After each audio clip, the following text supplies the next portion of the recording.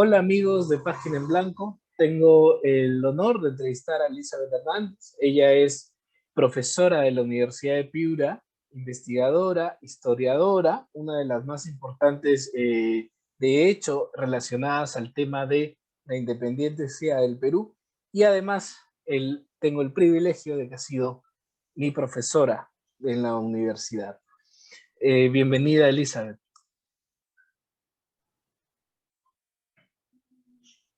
Muchas gracias, Paul, por la invitación, que no dudé en aceptar en cuanto me la hiciste, cuando pudimos ponernos de acuerdo para participar en esta entrevista. Comencemos por el tema del Bicentenario. Estamos a punto de cumplir 200 años de nuestra independencia y vemos todos los problemas que hemos sufrido en estos últimos tiempos.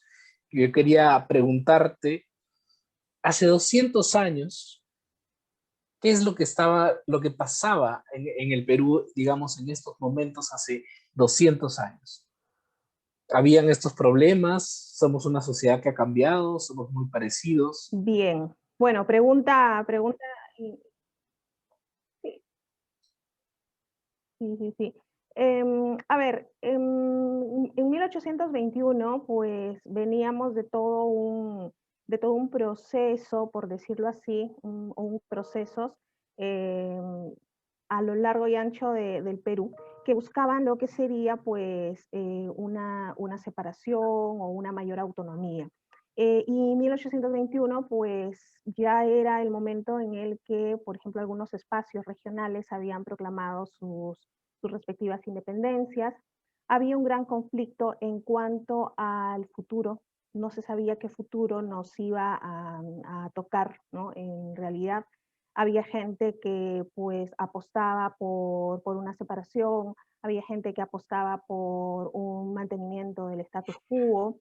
En realidad había una confrontación de ideas, movimientos, vamos a decir, de apoyo a a las fuerzas que lideraban algunos espacios, y también movimientos de apoyo también y de trabajo conspirativo, sobre todo de apoyo al Ejército de Libertador del Sur, ¿no? Como se le conoce al Ejército de San Martín. Y yo creo que también había un sentimiento de mucho temor, de mucha inquietud, que también movilizó cuestiones en contra, ¿no? Del proceso de independencia. O sea, hay que considerar, como yo siempre lo digo, que no solamente dentro de la historia de la independencia están los que buscaron la independencia, sino también los que se opusieron a ella, ¿no? Entonces se opusieron a ella por una cuestión de repente de tradición, de patrones mentales, o de temores, ¿no? De temores de antaño, el imaginario, de repente una revolución social como la de Tupac Amaru, o la de Mateo Pumacagua, o la idea de qué significa independencia o qué significa la revolución, ¿no? ¿Significará los desastres, ¿no? O el aspecto negativo de la Revolución Francesa, o qué nos traerá, ¿no? La independencia. Entonces, sí, fue una etapa complicada, pero en 1821, y adelantándonos un poquito, pues también es el momento en el que se inaugura un Perú independiente, ¿no? Es decir, una parte del territorio patrio, por decirlo así, pues tiene un gobierno ya al margen de la monarquía. Y ese gobierno, pues fue un gobierno provisional. Acuérdate, Paul, y no sé los que me están escuchando, pues que se buscaba, lo primero que se establece es un protectorado buscando una monarquía, ¿no? O sea, lo primero que se plantea es un Perú monárquico. Eso en resumidas cuentas, ¿no? También hay otros problemas, pero no sé si irán saliendo, ¿no? en otras preguntas, ¿no? Existe el pensamiento que dice que las élites en el Perú nunca o muy pocas veces han sido comprometidas con el destino del país o con la política del país. ¿Esto es cierto? ¿Era así en esa época? ¿Es algo que hemos heredado o es algo que hemos aprendido? Yo creo que paulatinamente se va descubriendo a través de la investigación, y aquí voy a hacer una consideración también personal. pero poco a poco la nueva mirada, ¿no?, sobre los procesos de independencia y sobre la documentación va rescatando ejemplos de miembros de la élite que sí que estuvieron comprometidos. No vamos a decir que en bloque, pues el 7% del conjunto poblacional que era la élite peruana, pues en bloque va a apostar por la independencia o va a rechazarla. Pero hay algunos elementos interesantes, ¿no? Por ejemplo, está el conde de la Vega del Ren, ¿no?, en la época del virrey Abascal, que lo incluso pues hay todo un proceso por las conspiraciones en las que él participaba y que en algunos casos organizaba. Y los casos más cercanos a 1821, pues está el Marqués de Torretagle, José Bernardo de Tagle, el cuarto Marqués de Torretagle, limeño, que fue el que encauzó, ¿no?, de diferentes maneras la independencia del norte del Perú. Él era intendente de Trujillo, llega a ser intendente de Trujillo y como tal intendente va a movilizar voluntades. Bueno, ya las maneras pues eran muy propias de la época, ya sea por la conciliación o por la fuerza, pero en el fondo hay una apuesta por la independencia. Y uno de los que yo he rescatado, bueno, en el último libro que he publicado, es José de la Ribagüero y Sánchez Boquete. O sea, José de la Ribagüero no solamente fue el primer presidente del Perú, o sea, está comprobado por la documentación que es un hombre que apuesta por la independencia y, como yo lo digo en algunos estudios, apuesta por la independencia tempranamente. Estamos hablando de 1808, que ya él está escribiendo un proyecto o un plan para independizar América Hispana, y que incluso lo envía a Gran Bretaña, ¿no? Siempre Gran Bretaña se considera como el apoyo, ¿no?, de los movimientos independentistas, o se les pide apoyo. Y en 1808, José de San Martín no estaba definido por la independencia, por ejemplo. Entonces Ribagüero, incluso antes que los propios, vamos a decir, líderes independentistas, ya está luchando por la independencia, conspirador, patriota, entrega dinero, contactos, redes. Él elabora un plan que le hace llegar a José de San Martín, y que por diferentes testigos de época se sabe que ese es el plan que sigue José de San Martín en el territorio peruano. O sea, ese plan es fundamental, el que le envía a Ribagüero. Entonces, yo creo que, digamos que hay elementos que podrían estar como invalidando una afirmación tan rotunda y tan tajante de que las élites no apuestan por la independencia. Eh, sí es verdad que algunos grupos pues van a salir del Perú ante el miedo que yo te comentaba al comienzo, ese miedo, porque es lo que va a pasar, porque recordemos que era un miedo no solamente a quién va a gobernar, ¿no? Como podríamos tener un poco de temor de quién va a ser elegido en el Poder Ejecutivo, sino que ese miedo implicaba también un cambio de patrones mentales, y ese miedo tenía también este instinto de supervivencia, ¿no? Es decir, si de repente, si gana tal opción, si ganan los independentistas, pues mi vida corre peligro, ¿no? Entonces mejor me voy. Así que tenemos de todo, como también en la masa, por decir, utilizando términos de la época, pues las masas tampoco van a ser una apuesta absoluta, ¿no?, por la independencia, ¿no? Hay sectores poblacionales que apuestan por la monarquía todavía, ¿no?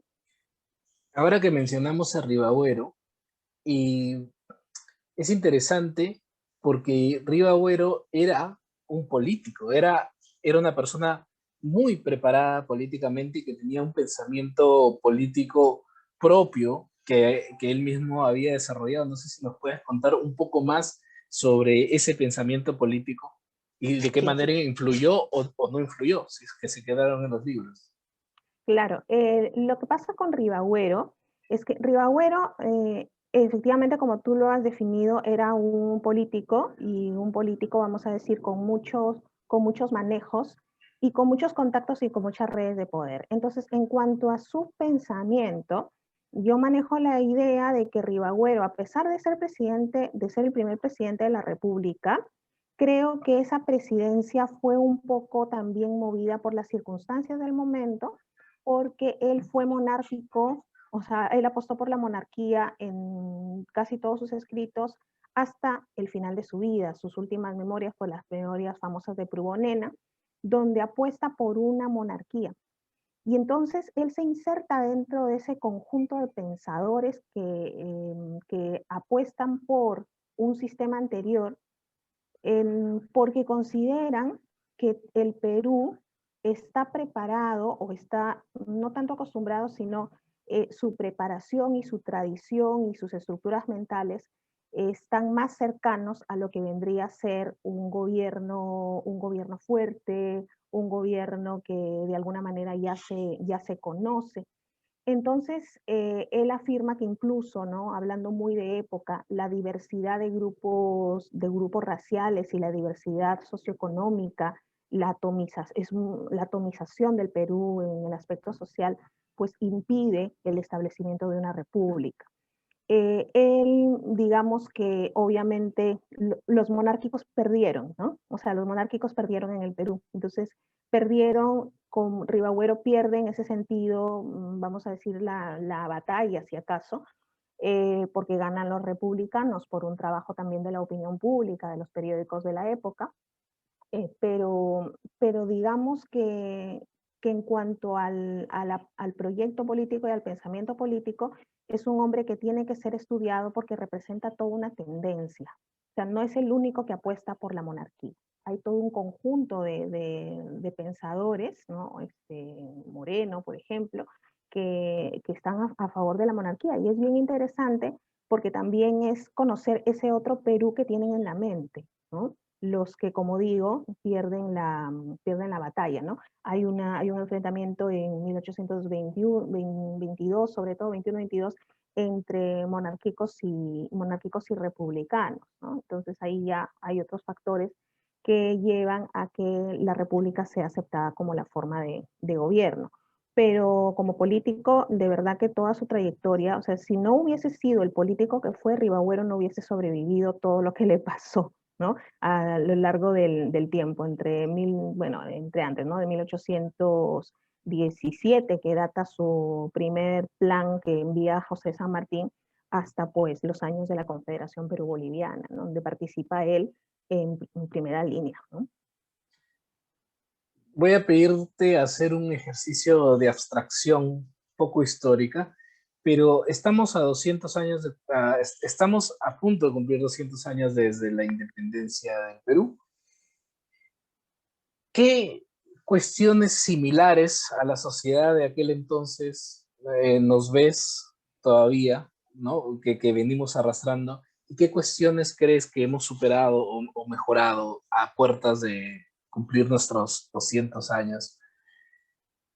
Sí, Porque por lo que me cuentas, yo lo escucho muy parecido. sí, claro, las crisis políticas, precisamente un curso que dicté, un curso de actualización sobre las crisis políticas en el Perú, pues yo me encargué de ver precisamente esa crisis del gobierno de Ribagüero, porque el gobierno de Ribagüero entró en crisis el Poder Ejecutivo con el Poder Legislativo. Entonces, qué cosas tenemos en común o qué cosas vamos a arrastrar? Yo creo que que más que todo tiene que ver con un proyecto no concluido, ¿no? Es un proyecto político, un proyecto, ¿cómo diríamos? Un proyecto nacional, ¿no? Un proyecto nacional como lo planteaba de repente Manuel Pardo y Lavalle en la década de 1870. Tenemos un proyecto de Estado-Nación que no está cubierto. Y entonces en ese sentido, pues arrastramos algunas cosas. De repente esa falta de visión, de no proyectarnos a largo plazo, ¿no? Es decir, de no tener, por ejemplo, un proyecto educativo de gran escala que vea todos los frentes y que permanezca en el tiempo. Esto de no, de repente de no permitir, ¿no? Que otra persona continúe con una buena idea, ¿no? No me quiero meter en temas muy engorrosos y políticos, pero esto de no permitir que una persona continúe o el siguiente continúe con una idea buena que viene, se viene trabajando de antes, por una cuestión de bandos, por una cuestión de facciones, como se hablaba en la época, y que ahora podemos decir partidos políticos, ¿no? Porque en el tiempo, hace 200 años, los partidos políticos no teníamos bandos, facciones en pugna, ¿no? Yo creo que un poco va por ahí, y va por ahí también el tema, por ejemplo, de esas necesidades no cubiertas, que en esto me acuerdo mucho de Basadre, porque no sé si te acuerdas, en nuestras clases hablamos de las bases de la República, y esas bases de la República estaban, digamos, relacionadas sobre todo con este momento de independencia, pero también los problemas del Perú. Y entonces yo me remito un poquito más, que creo, a la problemática de qué problemas enfrentaba el Perú en el siglo XIX, y si te fijas son los mismos. Por ejemplo, el abismo social, ¿no? El abismo social, ¿no? Es decir, una clase privilegiada, una élite culta, letrada, vamos a decir así, y una masa poblacional, utilizando las palabras de este autor, una masa poblacional que no ha alcanzado, no ha accedido a todos los que vendrían a ser los bienes que deberían ser de común, ¿no? Unos bienes comunitarios. Y esto es muy elocuente, ¿no? Creo que la pandemia, como siempre dicen, y esto suena ritornelo, pero la pandemia ha desnudado todas nuestras carencias, y eso también te puede remitir, wow, esto mismo podía pasar en el 19, ¿no? Podía pasar en comienzos del siglo XX. Parece como que no hemos avanzado mucho, ¿no? Entonces, como que falta, ¿no? O sea, también mi visión es optimista. Bueno, solamente llevamos 200 años de república, ¿no? Y es más, ni siquiera, porque recién los cumpliríamos el próximo año, ¿no? El 2022. Pero sí que quedan esas cuestiones. ¿Somos muy parecidos? Sí, como te digo, de repente hay una falta de concepción ciudadana, ¿no? De sentirme ciudadano y lo que ello va a implicar, el respeto a las ideas que no son las mías, por ejemplo, es algo que nos está marcando mucho en estos últimos días, ¿no? Y el tema de hay que ser tolerantes con las otras ideas. Entonces me remite también a esas intolerancias políticas, ¿no? Esas intolerancias de pensamiento que, que tenemos desde antiguo, ¿no?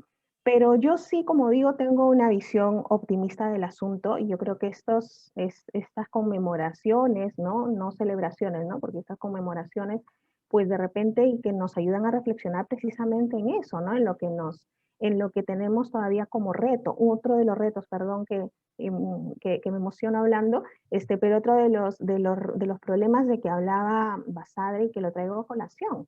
El Perú necesita vías de comunicación. O sea, eso no lo hemos solucionado. Estamos todavía, ¿no? Todavía prácticamente empezando, ¿no? Y proyectos inconclusos, ¿no? Que como estamos llenos de proyectos inconclusos, como por ejemplo el tema de los ferrocarriles, ¿no? Que en su momento pues fueron el boom, pero tuvieron una política de ejecución que benefició a ciertos sectores y no a la productividad, no a la conexión entre el centro de producción y los mercados, o el mercado y el puerto, ¿no? Entonces, sí, hay muchas de esas cosas que todavía no tenemos nosotros que manejar, ¿no? Para ir concluyendo, quería comentarles, amigos, que la doctora Hernández es una exigente profesora de historia. Yo he visto en primera mano cómo se van reduciendo los salones entre historia 1, historia 2, historia 3, pero de clases muy, muy interesantes. Muchas Quería gracias. hacerte una pregunta más. ¿Cómo así eres huésped ilustre de la ciudad de Loja, en Ecuador? Pues esto fue a consecuencia de una invitación que nos cursaron desde la ciudad de Loja algunos historiadores para participar en un congreso internacional sobre Loja a lo largo de la historia. Y entonces a mí me invitaron en virtud de los estudios que una rama de mis estudios, que es el tema del espacio norte, la región norte, y esa región norte pues está siempre estuvo muy relacionada con el sur del Ecuador, ¿no? Y con los espacios ecuatorianos como Loja, como Cuenca, como Quito, inclusive, y obviamente también Guayaquil. Entonces, a consecuencia de ese evento, y como quedaron tan satisfechos y estaba organizado la municipalidad de Loja, nos nombraron a los expositores miembros ilustres de la ciudad de Loja. Así que a mucha honra, una ciudad preciosa, ¿no? Preciosa y muy conectada, me recordó, y eso lo dije, muy conectada con mi ciudad natal, que es Piura, ¿no? De Piura a Loja, pues había vías de comunicación, ¿no? Es decir, a lo largo del tiempo, pues estuvo circuló muchos bienes de todo tipo, personas, ¿no? Había diferentes tipos de relaciones, bienes culturales también. Entonces, como que me sentí muy acogida, ¿no? Y agradezco pues esa designación, ¿no? Bueno, Elizabeth, ha sido un gusto poder conversar un poquito. Yo desde acá te quiero invitar nuevamente en algún otro momento para poder conversar un poco más, porque estos temas son muy apasionantes, son temas para discutir un poco las bases de lo que nosotros mismos somos y también para conversar sobre otra de tus pasiones, que es el flamenco, que también, por cierto, amigos, baila muy bien la doctora Elizabeth el flamenco. Muchas gracias, Paul. Muchas gracias. Encantada de estar aquí y muchas gracias también a los que nos están viendo, nos están escuchando. Muchas gracias, amigos, y nos vemos en el próximo programa.